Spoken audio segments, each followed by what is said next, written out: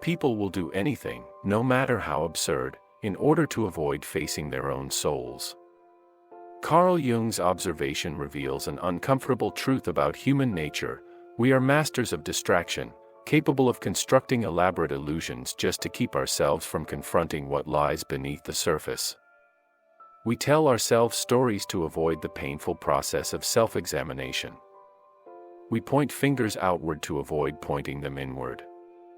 And yet, no matter how far we run, we cannot escape the shadow, the dark side of our psyche that follows us everywhere, waiting to be acknowledged. Jung's concept of the shadow is not about external darkness or the evils of the world. It's about the darkness within us, the parts of ourselves we deny, suppress, and hide. This includes our fears, insecurities, and flaws, but also our unexpressed desires, buried passions, and untapped potential. The shadow isn't inherently bad, it's simply the parts of us that we've deemed unacceptable, either because society told us so or because we couldn't face them ourselves. The shadow is both the skeleton in our closet and the treasure buried in our depths. But here's the paradox: the more we suppress the shadow, the more it controls us. Jung famously said, "One does not become enlightened by imagining figures of light, but by making the darkness conscious." The path to growth, healing, and self-actualization doesn't lie in avoiding our shadow but in confronting it. And yet, this confrontation is perhaps the hardest thing we'll ever do. It requires courage, honesty, and the willingness to sit with discomfort. It requires us to see ourselves as we truly are, not as the idealized version we present to the world, but as the flawed, complex, and messy human beings we all are.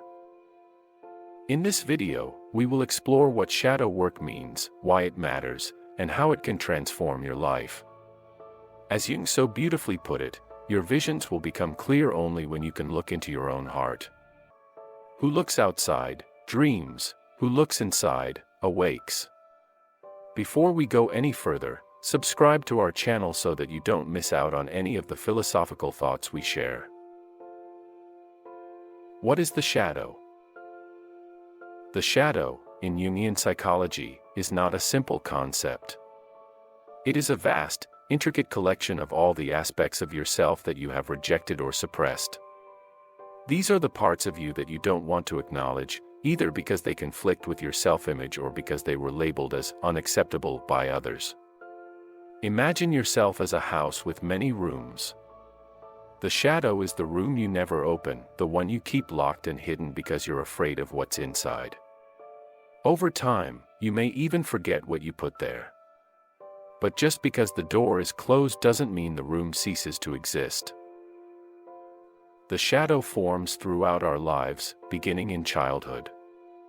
When we're young, we are told which behaviors, emotions, and desires are good and which are bad.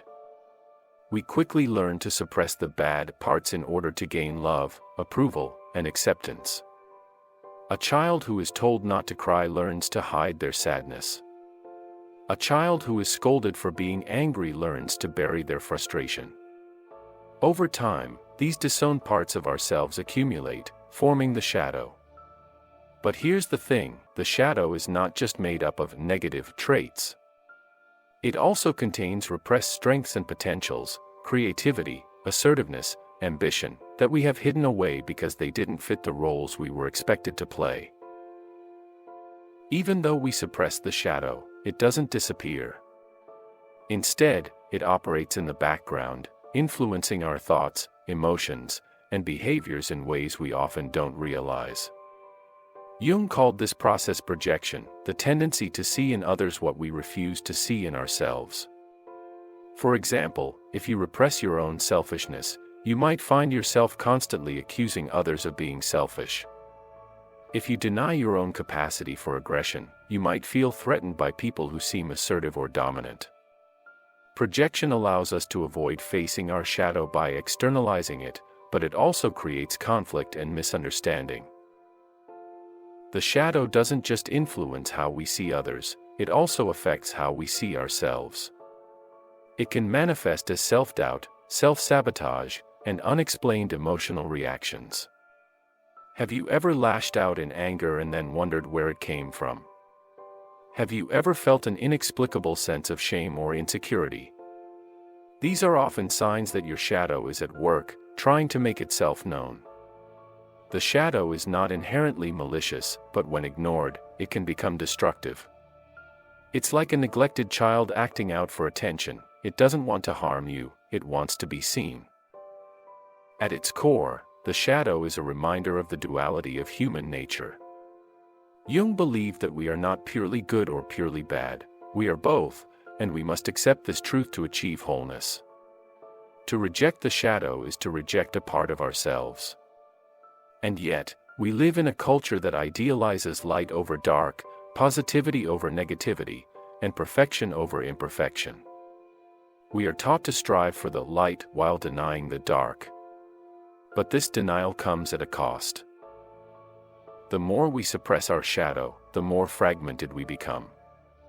We start to feel disconnected from ourselves, as if something is missing.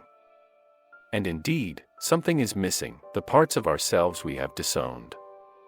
The goal of shadow work is not to eliminate the shadow but to integrate it. Integration means accepting that you are both light and dark, both kind and selfish, both strong and vulnerable. It means recognizing that these dualities are not contradictions but complements. As Jung said, knowing your own darkness is the best method for dealing with the darkness of other people. When we accept our own shadow, we not only become more whole, we also become more compassionate. We stop judging others for their flaws because we've made peace with our own. Why you need to confront your shadow. Shadow work is not just a psychological exercise, it is a deeply healing process. By bringing the unconscious parts of ourselves into the light of awareness, we free ourselves from the patterns and behaviors that have been holding us back. Think of your shadow as a puzzle piece you've been missing. Without it, the picture of who you are will always feel incomplete. But when you integrate the shadow, you gain a sense of wholeness that is both empowering and liberating. Jung believed that this process of integration is the key to individuation, the journey of becoming your truest, most authentic self. Individuation is not about perfection, it's about embracing the full spectrum of who you are. It's about saying, I am flawed, I am messy, and I am human, and that's okay. This acceptance is not passive, it is transformative. When you stop fighting your shadow, you stop fighting yourself. You begin to heal the inner conflicts that have been keeping you stuck, and you create space for growth, creativity, and self-expression.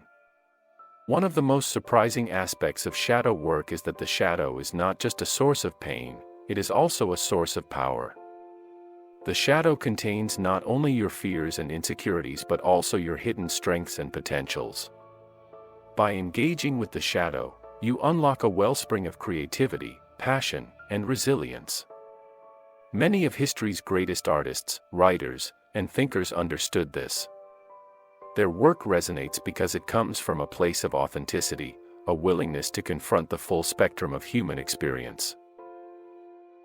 For example, the painter Vincent van Gogh poured his struggles with mental illness and self-doubt into his art, creating masterpieces that continue to inspire. The writer Sylvia Plath channeled her inner turmoil into poetry that speaks to the depths of human emotion.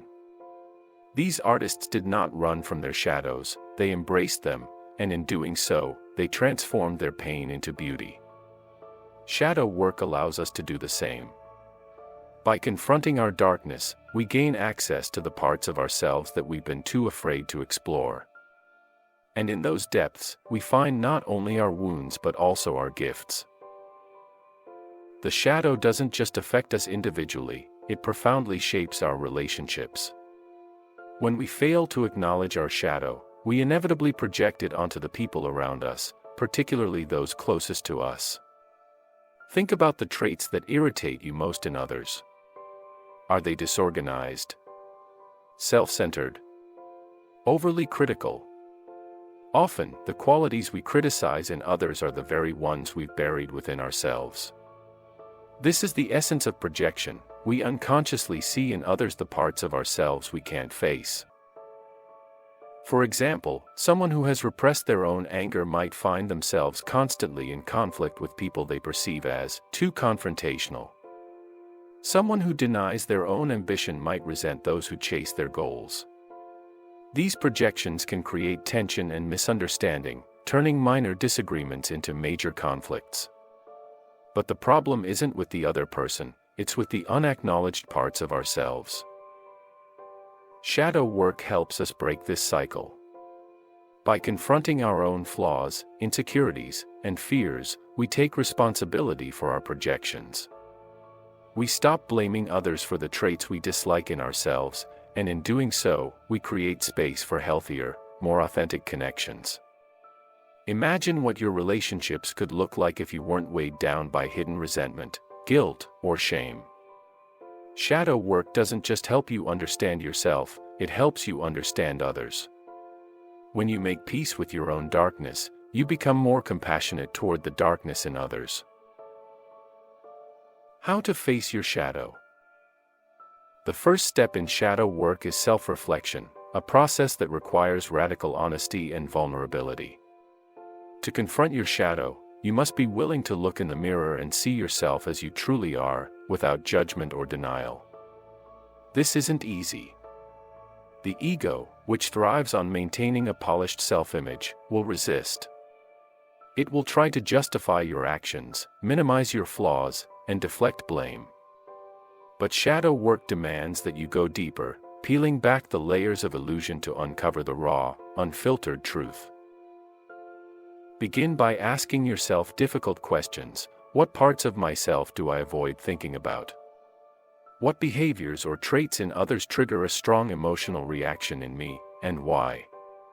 What am I most ashamed of? These questions are uncomfortable, but they are also necessary. Journaling can be a powerful tool for this process. Write down your thoughts and feelings without censorship, allowing your shadow to emerge onto the page. Meditation can also help you connect with your unconscious mind, creating a space where your hidden emotions and desires can surface. Remember, the goal of self-reflection is not to judge or condemn yourself but to understand yourself. Shadow work is not about labeling yourself as bad or broken. It's about accepting that you are human, a complex, multifaceted being with both light and dark sides. Shadow work is uncomfortable, and that's precisely why it's so transformative. Jung said, "There is no coming to consciousness without pain." Facing your shadow means confronting parts of yourself that you've spent years, perhaps even decades, trying to ignore. It means revisiting painful memories, acknowledging your flaws, and sitting with emotions like guilt, shame, and anger. This discomfort can be overwhelming, but it is also a sign that you're doing the work. Growth is rarely easy, and shadow work is no exception. Think of shadow work as emotional excavation. When archaeologists dig for ancient artifacts, they don't expect the process to be clean or easy. They sift through layers of dirt and debris, sometimes encountering broken fragments or buried ruins. But each discovery brings them closer to understanding the past. Similarly, shadow work requires you to dig through the layers of your psyche, uncovering the pieces of yourself that have been buried. Some of these pieces may be painful to confront, but they are all part of your story. The discomfort of shadow work is not something to fear, it's something to embrace. It is a sign that you are breaking free from the chains of repression and denial. The pain of facing your shadow is temporary, but the growth it brings is lasting. The ultimate goal of shadow work is not perfection but wholeness. Wholeness means accepting every part of yourself, light and dark, strengths and flaws, virtues and vices. It means recognizing that you are not a fragmented being but a unified whole, capable of both greatness and imperfection. When you integrate your shadow, you reclaim the parts of yourself that you've disowned, becoming more authentic and self-aware. Wholeness also brings freedom. When you stop hiding from your shadow, you stop being ruled by it. You no longer feel the need to prove yourself or seek validation because you've made peace with who you are.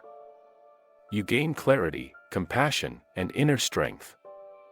Jung believed that this integration is the path to true enlightenment, not the kind that comes from imagining figures of light, but the kind that comes from embracing the full spectrum of your humanity. Shadow work is not an easy path, but it is a necessary one. To ignore your shadow is to live in denial, ruled by forces you don't understand. But to confront your shadow is to step into the light of self-awareness, reclaiming the parts of yourself that you've lost. It is a journey of courage, vulnerability, and transformation. As Jung said, "Who looks outside, dreams; who looks inside, awakes." The awakening that comes from shadow work is not a fleeting moment of clarity but a lifelong process of growth. It is the realization that your darkness is not something to fear but something to embrace. Your shadow is not your enemy, it is a part of you, waiting to be understood, integrated, and loved. So, the question is, are you ready to face your shadow? Are you ready to unlock the hidden parts of yourself and step into your wholeness? The journey will be challenging, but the rewards are immeasurable. To embrace your shadow is to embrace yourself, and that is the most profound act of self-love. This is the Beyond the Surface channel. Like this video, share it with a friend and subscribe for more thoughts in philosophy. Thank you for watching.